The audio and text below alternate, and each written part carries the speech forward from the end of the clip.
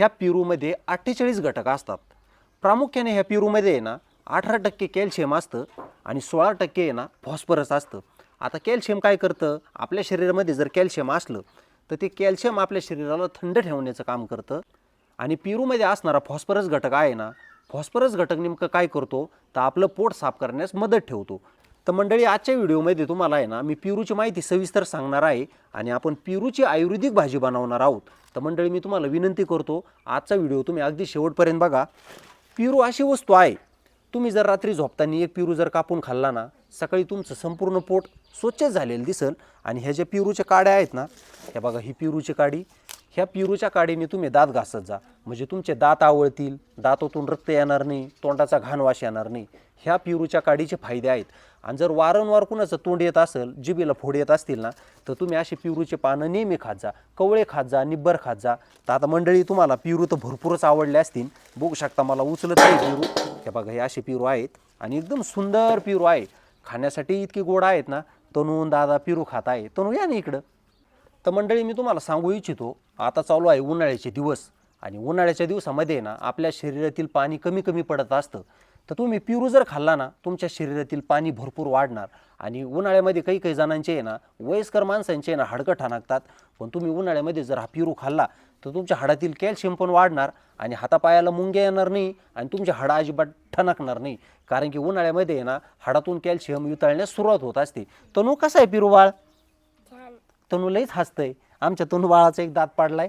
अक्षता, छान आहे ना पेरू? बरं बरं, इतके काय गोड आहेत ना मंडळी पेरू। आणि आता पेरू भेटणं थोडं मुश्किल आहे बरं का, कारण की आता पेरूचं काही सीझन नाही, पण आम्ही शेतकरीच माणसं आहोत। आमच्या शेतामध्ये झाडं असतात, सर्व झाडं असतात, केळीचे, आंब्याचे, पेरूचे, चिकूचे, सीताफळाचे, शेवग्याचे, संपूर्ण झाडं असतात। शेतकऱ्याचं जीवन पण छान असतं। तर मंडळी, हे जे पेरूचं फळ आहे ना आणि पेरूचं झाड आहे ना, ते खूप आयुर्वेदिक असतं। याला अजिबात कुठले फवारे वगैरे नसतात, केमिकल कुठलंही नसतं, रासायनिक खतं सुद्धा नसतात। त्याच्यामुळे तुम्ही अशी पेरू नक्की खात जा। तनू, पेडाचे डायरेक्ट का जरूर, पिवळा खोंब किती गोड आहे, कच्चा आहे मग पिवळा खा। तर मंडळी, या आठवणीने पेरू खायला। तर मंडळी, आजच्या व्हिडिओमधून मी तुम्हाला विनंती करतो, जोपर्यंत उन्हाळा आहे ना तोपर्यंत असे पेरू खात जा, पेरूची आयुर्वेदिक भाजी बनवून खात जा। मी आणि भाग्यश्री तुम्हाला अशा पद्धतीने आज भाजी बनवून दाखवणार आहे ना पेरूची, सर्वांना आवडन। तुम्ही ही भाजी दररोज बनवाल। बघू शकता पेरू छान आहेत ना, आवडले ना? अशा पद्धतीने आपल्याला पेरू घ्यायचे इथं भाजीसाठी। पेरू लय मस्त आणले तो, हो।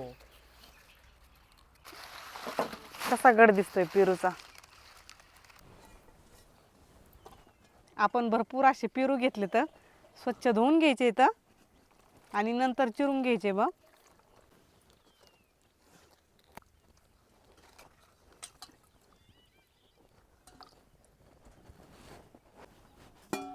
आपण आता हे पेरू चिरून घेऊ। त्याच्यामधलं बी काढून घ्यायचंय आपल्याला, असं सगळं बी काढून घ्यायचंय। पेरू पिवळे दिसते तर, पण अजिबात किडके नाहीत आतमधून। तुम्हाला असं वाटेल की पिवळे असल्यामुळे किडके असतील, असं काही नाही। पहा किती मस्त असं पेरू निघलाय। आता याच्यामधलं बी पण काढून घ्यायचंय। पेरू खूप गोड आहेत खायला। अशा पद्धतीने आपण सगळं बी काढून घेतलंय।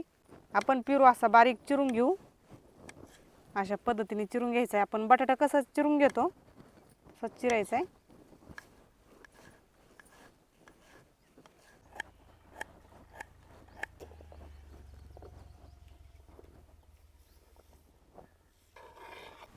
आपण चूल पेटून घेतली आणि पेरू पण सगळे चिरून झाले। तर फुलाचं हे भांडं भरलंय आणि कोथिंबीर पण चिरून घेतली आपण भाजीसाठी।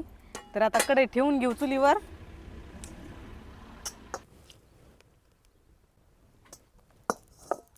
कढई गरम झाली, तेल टाकून घेऊ। तेल चांगलं गरम झालंय, चमचाभर मोहरी टाकून घेऊ, जिरे, हळद, चिरून घेतलेला पेरू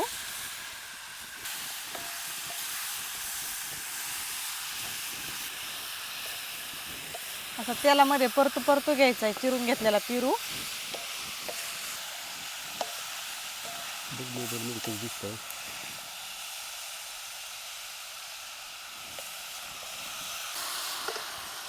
आपण कोथिंबीर चिरून घेतली, धुवून घेऊ. मी आत्ताच ताजी ताजी उपटून आणली.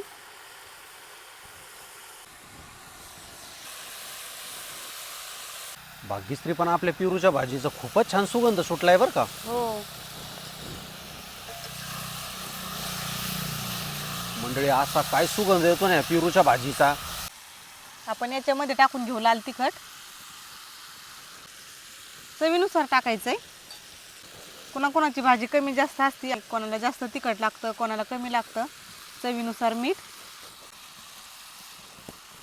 आपल्याला छान अशी आंबट गोड तिखट अशी पेरूची भाजी बनवायची.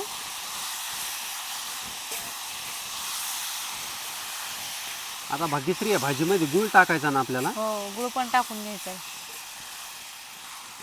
थोडासा पिकलेलाच पेरू घेतलेला आहे, त्याच्यामुळे जास्त शिजवायची गरज नाही. थोडा कच्चा जर पेरू असेल ना तर थोडा शिजून घ्यावा लागतो, वाफळून घ्यावा लागतो. मी इथं गुळ घेतलाय, ते पण आपल्याला बारीक करून घ्यायचा आहे असा, म्हणजे मग पटकन विरघळण. आपले लहान लेकरं खूप आवडीने खातात बरं का ही भाजी. उन्हाळ्यामध्ये काय होतं, जास्त ऊन असल्यामुळे आपल्या शरीरामध्ये पाणी राहत नाही, पाण्याची कमतरता पडते शरीरामध्ये. त्याच्यामुळे रोज असे पेरू खाजायचे, पेरूची भाजी खाजायची. आपण एवढा गुळ घेतलाय, ते पण टाकून घेऊ.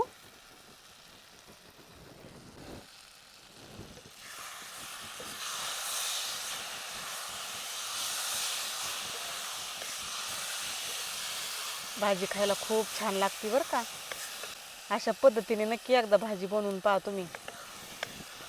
पेरूचं झाड, पेरू भरपूर आजारावर गुणकारी आहे बरं का. त्याच्यामुळं नक्की पेरूचं सेवन करी जात जा. कोणाचे दाढ जर दुखत असेल ना तर पेरूचे पानं चावीचं जायचे, आपल्याला नक्कीच आराम मिळतो मग दाताला. आता हे सगळा गूळ विरघळून घ्यायचा. कमी जाळावर मस्त अशी आपण भाजी शिजून घेऊ. गुळाचं आपोआप पाणी होतं, पाणी अजिबात टाकायचं नाही आपल्याला भाजीमध्ये. आपली मस्त अशी भाजी तयार झाली खाण्यासाठी. आपल्या भाजीची चव घ्या हो तुम्ही आता. हो हो.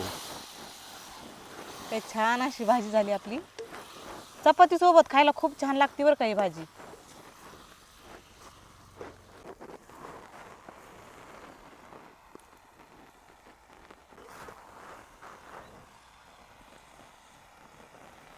दिसते ना मस्त. हो. खायला पण अशी छान लागते बरं का. आपण कढई आता खाली घेऊ उतरून, आणि तुम्ही आपल्या भाजीची चव घ्या. मी ताट केले तुम्हाला. बर बर. मंडळी, भाग्यश्रीने भाजी बनवलेली आहे पेरूची. तर मी तुम्हाला विनंती करतो, तुम्ही आठवणीने जेवायला या. आपण आपल्या भाजीची चव बघू कशी झाली.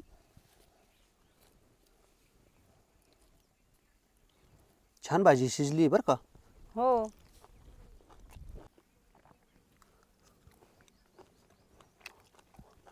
वा वा मंडळी, नेहमीपेक्षा पिवळे पेरू घेतलेले आहेत ना भाजी बनवण्यासाठी.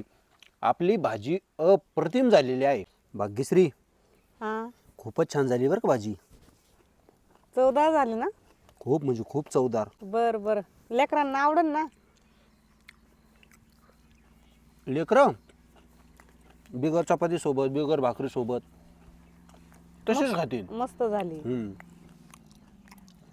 आंबट गोड तिखट अशी चटपटीत झालेली आहे ना. हो, आणि आपले लेकरं तर खूपच छान आवडीने खातील बरं का. उन्हाळ्यामध्ये अशाच थंड भाज्या करून खाजायच्या, हम्म. थंड फळं खाजायचे, लहान लेकरांना देत जायचे. आणि पेरू खरोखर मंडळी थंड आहे बरं का. हो, मंडळी, पेरूमध्ये 48 घटक असतात आणि ह्याच घटकांवर आपलं शरीर हे चालत असतं.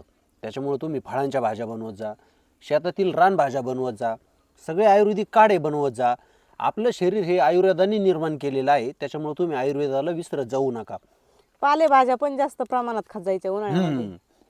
कारण की दुसऱ्या भाज्या खाऊ वाटत नाही, त्याच्यामुळे पालेभाज्या खाल्ल्याच्या नंतर चव येते तोंडाला. बरोबर आहे. रानभाज्या खायच्या.